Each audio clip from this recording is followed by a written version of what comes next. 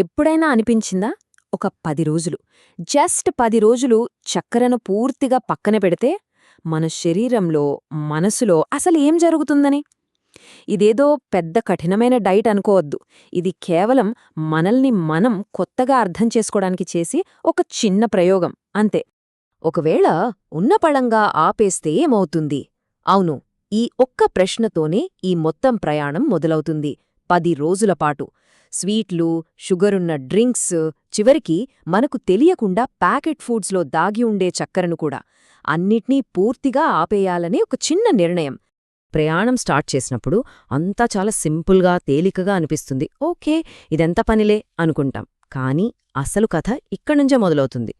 ఆశ్చర్యంగా మొదటి రోజంతా చాలా నార్మల్గా గడిచిపోతుంది.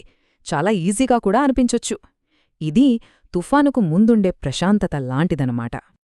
కాని ఆ ప్రశాంతత ఎంతోసేపు ఉండదు. ఇక్కడే మనకు మొదటి అసలైన పరీక్ష ఎదురవుతుంది.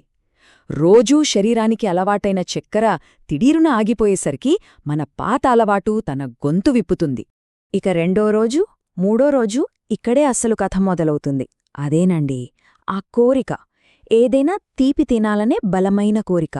ఇది కడుపులోంచి వచ్చే నిజమైన ఆకలి కాదు. ఇది పూర్తిగా మన మెదడు ఆడే ఒక గేమ్.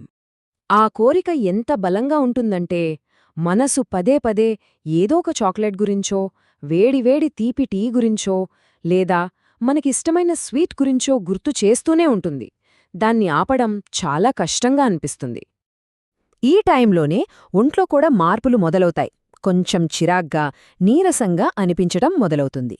దీనికి కారణం ఒక్కటే.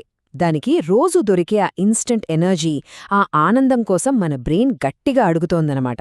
అయితే ఈ మొదటి 2-3 రోజుల కష్టాన్ని కాస్త ఓపికతో దాటగలిగితే అప్పుడొస్తుంది అసలైన మలుపు.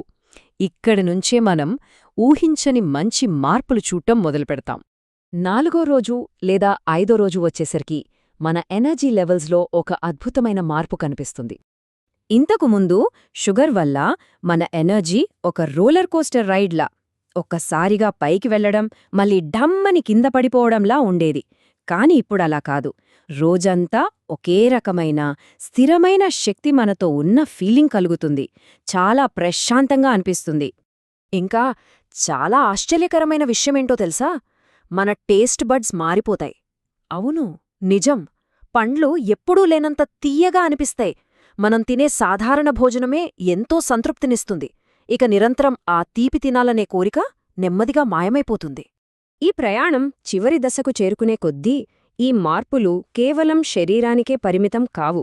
మనసులో కూడా ఒక రకమైన నిశ్శబ్దమైన స్పష్టత ఏర్పడటం మొదలవుతుంది. 6వ రోజు, 7వ రోజుకొచ్చేసరికి శరీరం చాలా తేలికగా ఉన్న ఫీలింగొస్తుంది. కడుపు ఉబ్బరం లాంటివి తగ్గినట్లు, జీర్ణక్రియ కూడా చాలా సాఫీగా సాగుతున్నట్లు అనిపిస్తుంది. శరీరంలో ఆ ఎనర్జీ హెచ్చుతగ్గులు లేకపోవడం వల్ల మనసు కూడా చాలా ప్రశాంతంగా ఉంటుంది. ఫోకస్ పెరుగుతుంది. మన శరీరం, మన మనసు రెండూ మన కంట్రోల్లోకి వచ్చినట్లు ఒక గొప్ప భావన కలుగుతుంది. చివరిగా ఈ ప్రయాణం మనకిచ్చే అతి గొప్ప బహుమతేంటో తెలుసా? అవేర్నెస్. అంటే మన గురించి మనం తెలుసుకోవడం.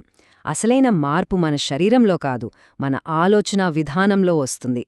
ఇక 10వ రోజుకి మనం చేరుకున్నప్పుడు ఒక విషయం మనకు క్రిస్టల్ క్లియర్గా అర్థమవుతుంది. ఆ తీపి కోరికలు ఇకపై మనల్ని శాసించలేవని. ఆ శక్తి ఇప్పుడు మన చేతుల్లోనే ఉందని గట్టిగా అనిపిస్తుంది.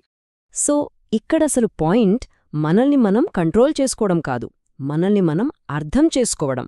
మన శరీరం దేనికి, ఎలా స్పందిస్తుందో మనకొకసారి తెలిస్తే ఇక ఎలాంటి బలవంతం లేకుండానే మనం మంచి నిర్ణయాలు తీసుకోగలుగుతాం. కాబట్టి ఒక్కసారి ఆలోచించండి. మన జీవితంలోని ఎన్నో అలవాట్లను మార్చుకోవడానికి ఇలాంటి ఒక చిన్న బ్రేక్ చాలేమో? ఈ 10 రోజుల పాఠం కేవలం చక్కెరకే కాదు, బహుశా మన జీవితంలోని మరెన్నో విషయాలకు వర్తిస్తుందేమో. ఏమంటారు?